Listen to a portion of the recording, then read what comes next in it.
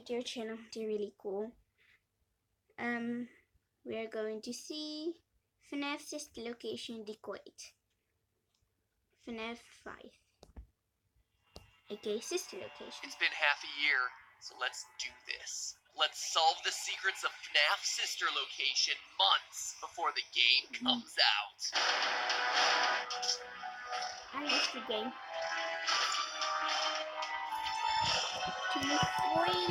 Hello, Internet.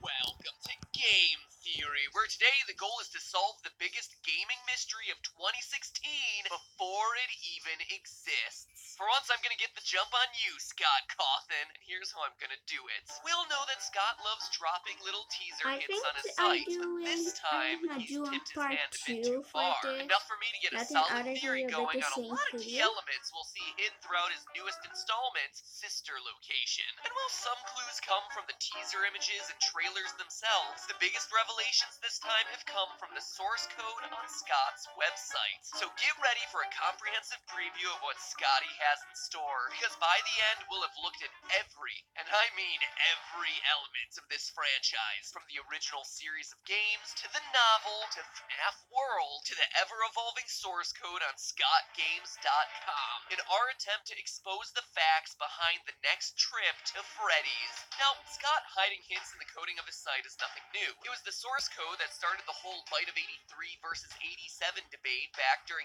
FNAF 4. But this time it's a bit more than just a mere hint of what's to come. It is a fully fledged story. So let's take this line by line. This first big chunk at the beginning starts off like a collection of letters and punctuation, but upon further inspection you can make out repeated numbering patterns and letter combinations representing days of the week. When pieced together, it becomes a schedule looking like this, listing out the days when certain animatronics are either available, booked, needed for a private party, or either in maintenance or needed for a matinee show. It's unclear which. It's also worth mentioning that 4 animatronics are specifically called out here. BBY for Baby, BAL for Ballora, and FTF really for both cool Funtime Freddy and Funtime Foxy. Now, for those of you who don't follow every scrap of information about these games, let me explain. Reddit discovered that Scott had gone and copyrighted various names, presumably for these new animatronics. And here, we see it being confirmed. We'll run some of these guys in a minute. The thing I want to pull out first is that there's clearly a 5th animatronic in the schedule.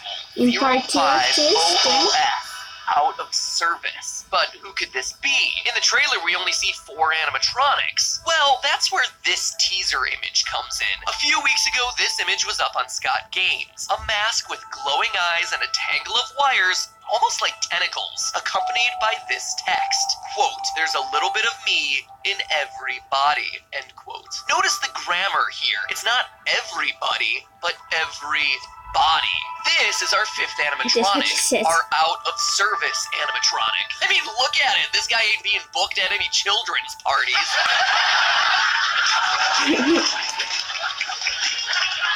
But that's not all we can conclude about him. The text indicates that a piece of him, his soul, his mechanisms, whatever, is in every other animatronic body. This could have 2 possible explanations. Either he's possessed the other animatronics and is controlling them, which would explain the "don't hold it against us" line from the teaser trailer we hear over and over again. Or, more likely, he's the reason the other animatronics have life in the first place. This pile of wires is kind of like the puppet from the original series. Giving gifts, giving life. Or maybe this is the puppet. A new and rebooted version of the puppet. Now, stay with me here. One thing that we've largely forgotten about since his first appearance back in FNAF 2 is how the puppet character just didn't fit in with the FNAF world. Sure, as it kept making appearances in game after game, we just kinda accepted its role, but seriously, think about it. FNAF 1 through 4 were all about animatronics with big, bulky bodies and an animal theme. But then insert the puppet, thin and with a human face, complete with red cheeks, crying eyes, and red lips. Features that we haven't seen on anything else until now. Fast True. forward to Sister Location and we see humanoid faces everywhere. Ballora and Baby, rosy cheeks, lipstick. And now look at Day of the Tentacle over here. Notice that the ears can detach, separate itself from the main mask part of the face. It's the exact same silhouette that our puppet's face has had since the second game. Additionally, if you look at the trailer for Sister Location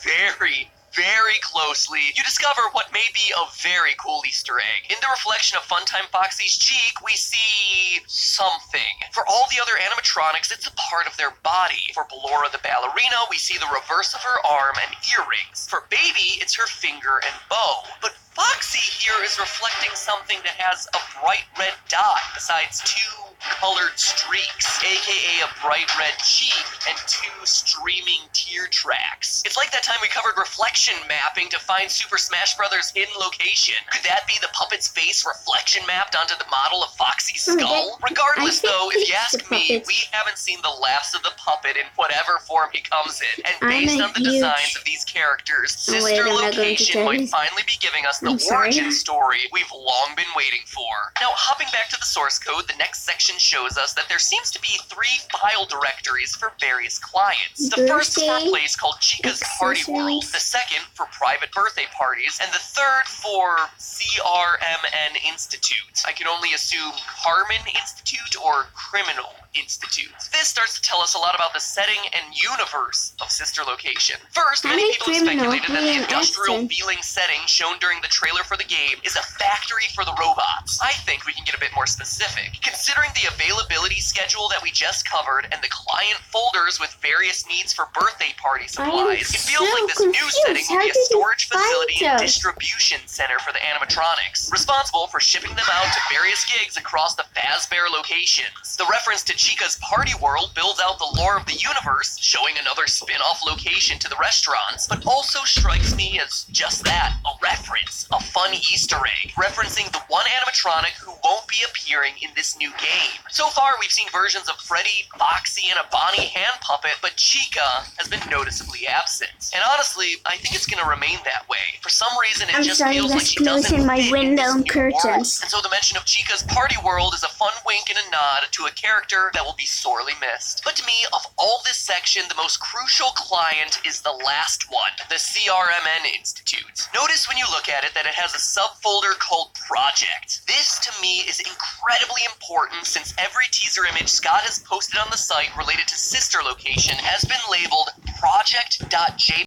Seems like a generic naming convention, right? Wrong. I went to an Internet Archive database and dug through the source code of all the past teaser images from all of Scott's past games, only to find that his labeling system has been very consistent. His FNAF World images were all labeled FNAFWorld.jpg. Images about the book were labeled FNAFTheNovel.jpg. Even FNAF 4 teasers shared the titling of simply 4.jpg. The fact that Sister Location's images are all labeled Project and that there's a client directory hinting at some mysterious institute and a secret project going on there says to me that if we're not headed to a distribution center, then we're going to a place where these guys are getting experimented on, which ties in with the trailer quote of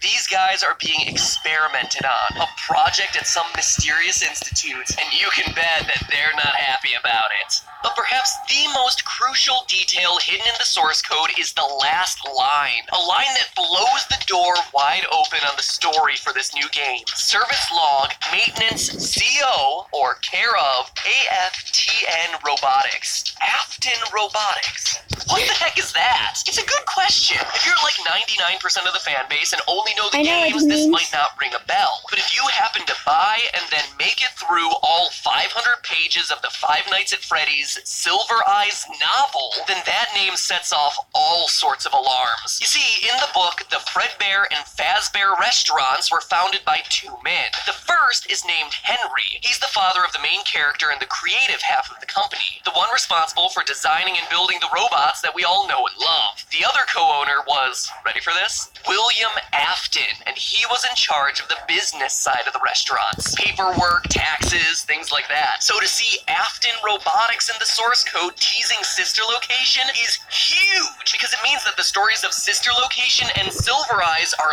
late. But get ready for this. Here's the bigger twist. By the end of the book, it's revealed that William Afton is what we fans of the game would know as the Purple Guy. Yeah. In the book, Purple Guy is revealed. Afton is the one who kidnaps and kills children while wearing Fredbear-themed suits. His first victim is Henry's son Sammy, followed by 4 other kids whose souls eventually possess the infamous suits. So, through these source code teasers, not only has Scott confirmed that this new game will be tied to the lore of the book, but we'll be dealing with a robotics company founded by and named after the child-killing Purple Guy. Now that's already a huge mind blow, and I'm about to go further, but before I do, let's address the elephant in the room, the canonicity of the book. The internet, by and large, dismissed Silver Eyes under the assumption that Scott said it's not canon to the first 4 games, but that's not entirely true. If you read his entire statement, and I understand that it's hard for you, internet, since it's 3 whole paragraphs that aren't summarized with a TLDR line, he actually says, quote, "Sometimes the lore of something can become so crowded that you can't tell an original story anymore. The first 4 games and the books should be considered to be separate continuities, even if they do share many familiar elements. The book is canon just as the games are. That doesn't mean that they're intended to fit together like 2 puzzle pieces. The book is a reimagining of the Five Nights at Freddy's story," end quote. And this makes sense, right? The first 4 games were crushed under their own convoluted lore and fan base dedicated to making every new toe added to Foxy mean something. Now, I'm not saying that's a bad thing to have people enthusiastic about your story, but it does become limiting when you make continuity errors or want to do something new with these characters. And with the Five Nights at Freddy's movie coming ever closer, it becomes even more important. There needed to be room to insert actual characters into this story. You can't make a movie out of some pre-taped phone tutorials and silent furry monsters. Thus, enter Silver Eyes, which builds out new characters, new faces, and new stories that can be told in the setting of these games. So yeah, the separate canonicity of the book makes sense, but as Scott said, it's a reimagining, and obviously there's going to be a lot of crossover, and based on that Afton clue we just saw, Sister Location is going to be bridging the line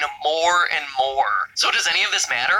Yeah, actually a whole lot, because if we take the Silver Eyes Sister Location connection to its... Okay, that's gonna be for part 1 of this video. If you guys have questions in the first video, Roblox, I was playing Roblox, then I'm going to answer them and then play this video too.